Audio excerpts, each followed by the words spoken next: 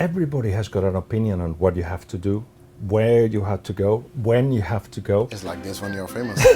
So, what a couple of days I've had. Went to Paris. I interviewed Kylian Mbappé, Nasser Al-Khelaifi as well, the chairman of PSG, but we will not talk about that because I'm keeping it exclusively for the EuroLeagues on Thursday, which, by the way, this is the Five Live show I do with Steve Crossman. It's we're going to do it in Paris, but wait, first, a coffee.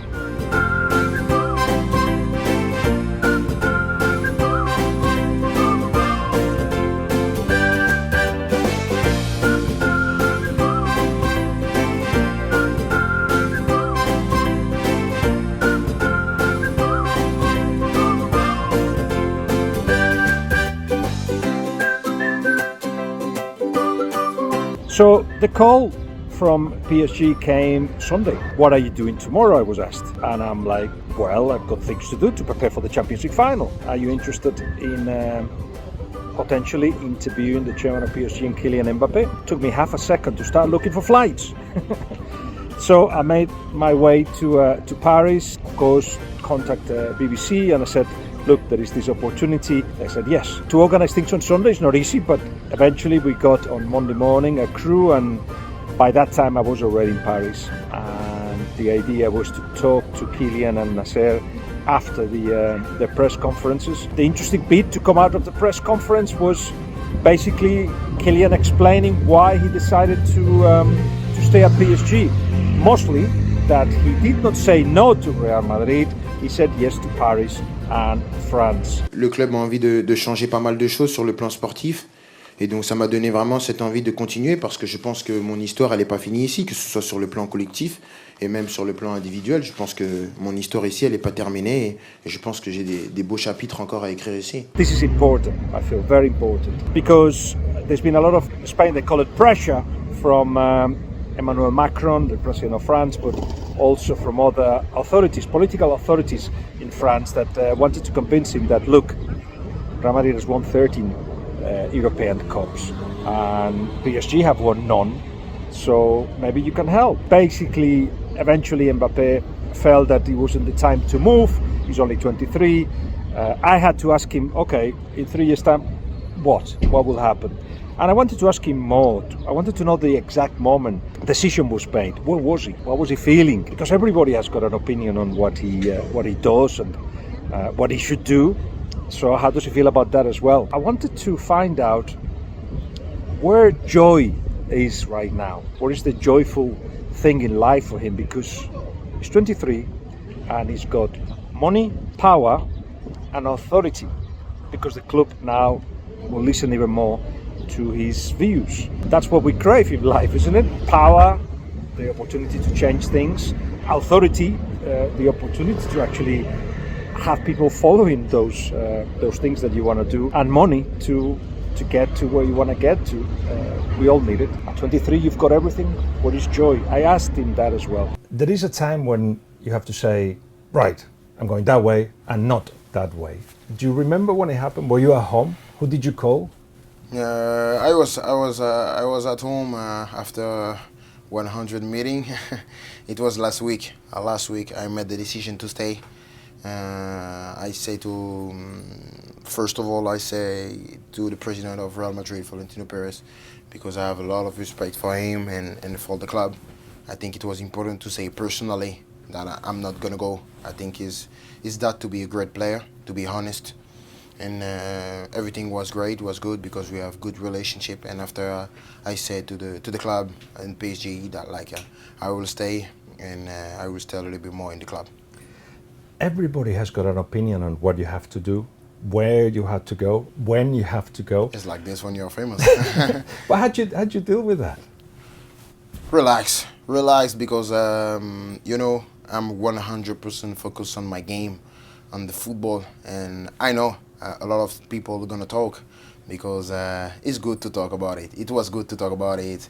All the media, everybody gonna wait. Sometimes the media says something's wrong, something's true. You never know. Everybody was lost, and it was like. Do you follow all that? Do you follow it? No. No, because I knew what had happened. I don't have to follow.